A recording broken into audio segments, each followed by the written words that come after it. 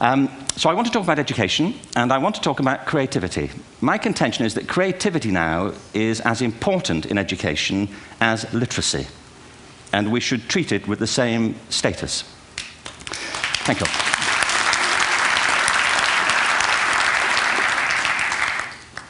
That was it, by the way. Thank you very much. So, 15 minutes left. Well, I was born... No, I had a great story recently, I love telling it, of a little girl who was in a drawing lesson. She was 6, and she was at the back drawing, and the teacher said this little girl hardly ever paid attention. And in this drawing lesson, she did. And the teacher was fascinated. She went over to her and she said, "What are you drawing?" And the girl said, "I'm drawing a picture of God." And the teacher said, "But nobody knows what God looks like." And the girl said, "They will in a minute."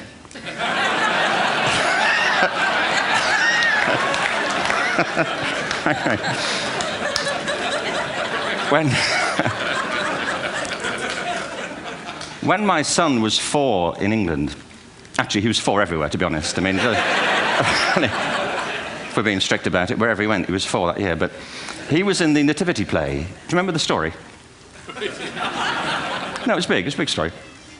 Mel Gibson did the sequel. You may have seen it. I don't know. It was Nativity 2. But James got the part of Joseph, which we were thrilled about. We consider this to be one of the lead parts. We had the place crammed full of agents and T-shirts, you know. James Robinson is Joseph. He didn't have to speak, but do you know the bit where the 3 kings come in? They come in bearing gifts, and they bring gold, frankincense, and myrrh. This really happened. We're sitting there, and they, I think, just went out of sequence. Because we talked to the little boy afterwards and said, "You know, are you okay with that?" And they said, "Yeah, why was that wrong?" They just switched. I think that was it. Anyway, the 3 boys came in, little 4-year-olds with tea towels on their heads, and they put these boxes down. The first boy said, "I bring you gold." And the second boy said, "I bring you myrrh." And the third boy said, "Frank sent this."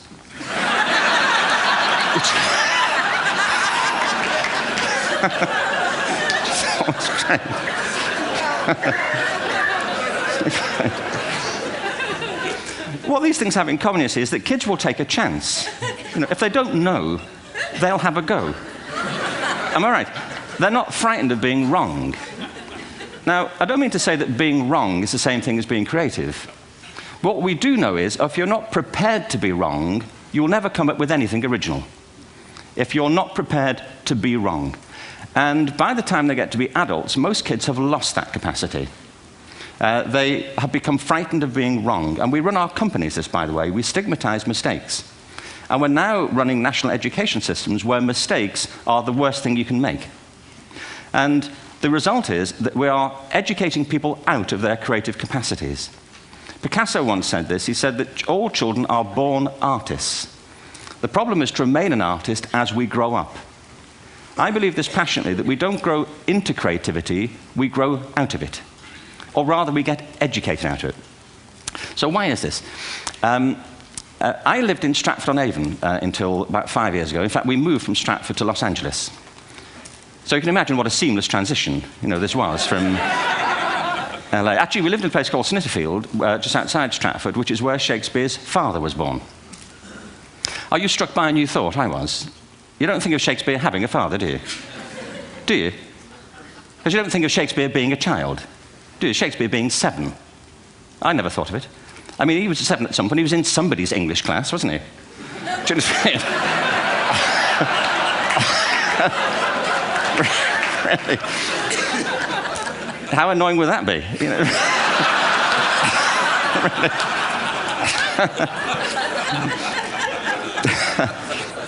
Must try harder. Being sent to bed by his dad to Shakespeare. Go to bed now, you know, to William Shakespeare, you know, and put the pencil down, you know, and stop speaking like that. You know, it's confusing everybody.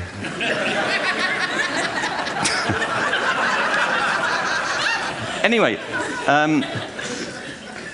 we moved from Stratford to Los Angeles, and I just want to say a word about the transition. Actually, my son didn't want to come. I've got 2 kids. He's 21 now, and my daughter's 16. He didn't want to come to Los Angeles. He loved it, but he had a girlfriend in England. This was the love of his life, Sarah. He'd known her for a month.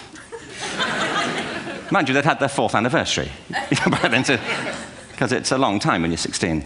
Anyway, he was really upset on the plane. He said, "I'll never find another girl like Sarah."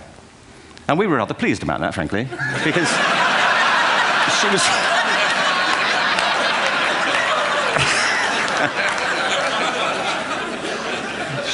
she was the main reason we were leaving the country.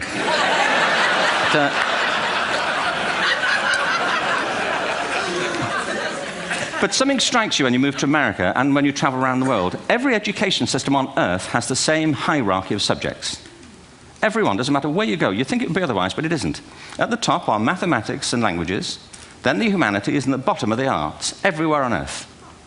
And in pretty much every system, too, there's a hierarchy within the arts. Art and music are normally given a higher status in schools than drama and dance. There isn't an education system on the planet that teaches dance every day to children the way we teach them mathematics. Why? Why not? I think this is rather important. I think maths is very important, but so is dance. Children dance all the time if they're allowed to. We all do. We all have bodies, don't we? You know, did I miss a meeting? I mean, I think... Truthfully, what happens is, as children grow up, we start to educate them progressively from the waist up. And then we focus on their heads, and slightly to one side.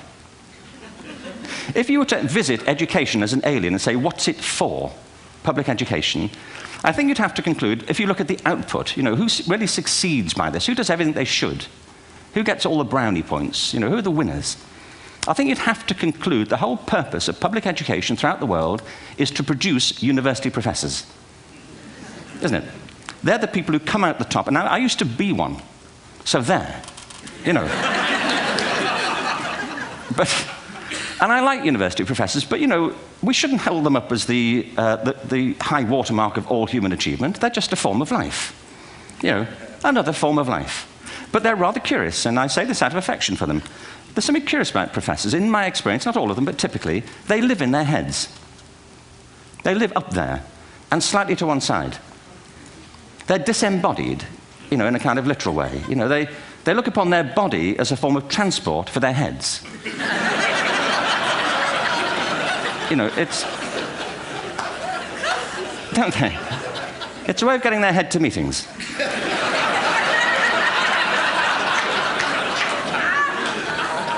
If you want real evidence of out-of-body experiences, by the way, get yourself along to a residential conference for senior academics and pop into the discotheque on the final night. And there you will see it. Grown men and women writhing uncontrollably off the beat. Waiting to end so they can go home and write a paper about it. Now, our education system is predicated on the idea of academic ability. And there's a reason. The whole system was invented around the world. There were no public systems of education really before the 19th century. They all came into being to meet the needs of industrialism.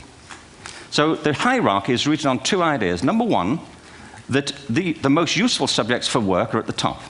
So you were probably steered benignly away from things at school when you were a kid, things you liked, on the grounds you would never get a job doing that. Is that right? Don't do music, you're not going to be a musician. Don't do art, you won't be an artist. Benign advice. Now, profoundly mistaken. The whole world is engulfed in a revolution. And the second is academic ability, which has really come to dominate our view of intelligence because the universities designed the system in their image. If you think of it, the whole system of public education around the world is a protracted process of university entrance. And the consequence is that many highly talented, brilliant, creative people think they're not, because the thing they were good at school wasn't valued or was actually stigmatized.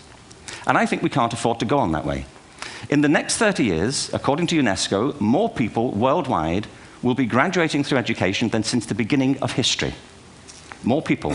And it's the combination of all the things we've talked about, technology and its transformational effect on work, and demography and the huge explosion in population. Suddenly, degrees aren't worth anything. Isn't that true?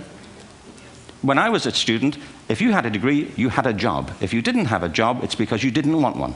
And I didn't want one, frankly. So, but now, kids with degrees are often heading home to carry on playing video games. Because you need an MA, where the previous job required a BA, and now you need a PhD for the other. It's a process of academic inflation, and it indicates the whole structure of education is shifting beneath our feet.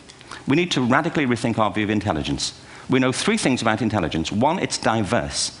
We think about the world in all the ways that we experience it. We think visually, we think in sound, we think kinesthetically, we think in abstract terms, we think in movement. Secondly, intelligence is dynamic. If you look at the interactions of a human brain, as we heard yesterday from a number of presentations, intelligence is wonderfully interactive. The brain isn't divided into compartments. In fact, creativity, which I define as the process of having original ideas that have value, more often than not, comes about through the interaction of different disciplinary ways of seeing things. The brain is intentionally, by the way, there's a shaft of nerves that joins the two halves of the brain called the corpus callosum. It's thicker in women. Following on from Helen yesterday, I think this is probably why women are better at multitasking. Because you are, aren't you? There's a raft of research, but I know it from my personal life.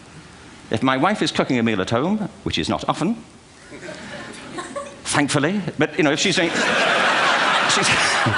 No, she's good at some things. But if she's cooking, she's dealing with people on the phone, she's talking to the kids, she's painting the ceiling, she's doing open heart surgery over here. If I'm cooking, the door is shut, the kids are out, the phone's on the hook. If she comes in, I get annoyed. I say, Terry, please, I'm trying to fry an egg in here.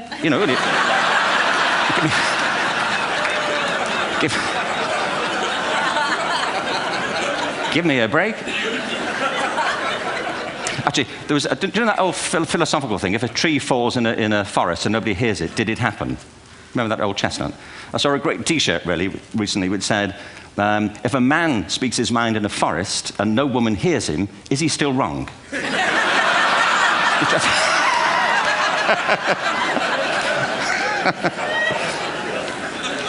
And the third thing about intelligence is it's distinct. I'm doing a new book at the moment called Epiphany, which is based on a series of interviews with people about how they discovered their talent. I'm fascinated by how people got to be there. It's really prompted by a conversation I had with a wonderful woman who most people have never heard of. She's called Gillian Lynn. Have you heard of her? Some have. She's a choreographer, and everybody knows her work. She did Cats and Phantom of the Opera. She's wonderful. I used to be on the board of the Royal Ballet in England, as you can see. And anyway, Gillian and I had lunch one day. I said, how'd you get to be a dancer? And she said it was interesting. When she was at school, she was really hopeless. And the school in the 30s wrote to her parents and said, we think Gillian has a learning disorder.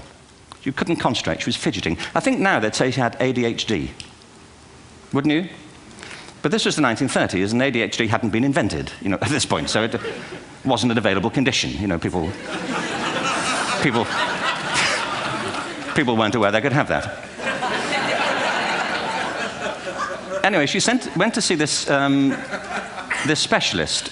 So this oak-panelled room, and she was there with her mother, and she was led and sat on this chair at the end, and she sat on her hands for 20 minutes while this man talked to her mother about all the problems Gillian was having at school. And at the end of it, because she was disturbing people, her homework was always late and so on, little kid of 8, in the end, the doctor went and sat next to Gillian and said, Gillian, I've listened to all these things that your mother's told me. I need to speak to her privately. So he said, wait here, we'll be back. We won't be very long. And they went and left her. But as they went out the room, he turned on the radio that was sitting on his desk. And when they got out the room, he said to her mother, just stand and watch her. And the minute they left the room, she said she was on her feet, moving to the music. And they watched for a few minutes, and he turned to her mother, and he said, Mrs. Lynn, Gillian isn't sick. She's a dancer. Take her to a dance school. I said, what happened? He said, she did. I can't tell you how wonderful it was. We walked in this room, and it was full of people like me. People who couldn't sit still. People who had to move to think. Who had to move to think. They did ballet, they did tap, they did jazz, they did modern, they did contemporary. She was eventually auditioned for the Royal Ballet School. She became a soloist. She had a wonderful career at the Royal Ballet. She eventually graduated from the Royal Ballet School, found her own company, the Gillian Dance Company, met Andrew Lloyd Webber. She's been responsible for some of the most successful musical theatre productions in history. She's given pleasure to millions, and she's a multi-millionaire. Somebody else might have put her on medication and told her to calm down. Now, I think...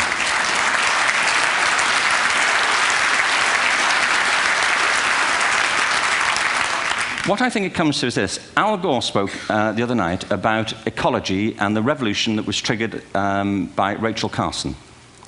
I believe our only hope for the future is to adopt a new conception of human ecology, one in which we start to reconstitute our conception of the richness of human capacity. Our education system has mined our minds in the way that we've strip-mined the earth for a particular commodity. And for the future, it won't serve us. We have to rethink the fundamental principles on which we're educating our children. There was a wonderful quote by Jonas Salk, who said, if all the insects were to disappear from the earth, within 50 years, all life on earth would end. If all human beings disappeared from the earth, within 50 years, all forms of life would flourish. And he's right. What TED celebrates is the gift of the human imagination. We have to be careful now that we use this gift wisely and that we avert some of the scenarios that we've talked about. And the only way we'll do it is by seeing our creative capacities for the richness they are and seeing our children for the hope that they are. And our task is to educate their whole being so they can face this future. By the way, we may not see this future, but they will. And our job is to help them make something of it. Thank you very much. Bravo. Hierher.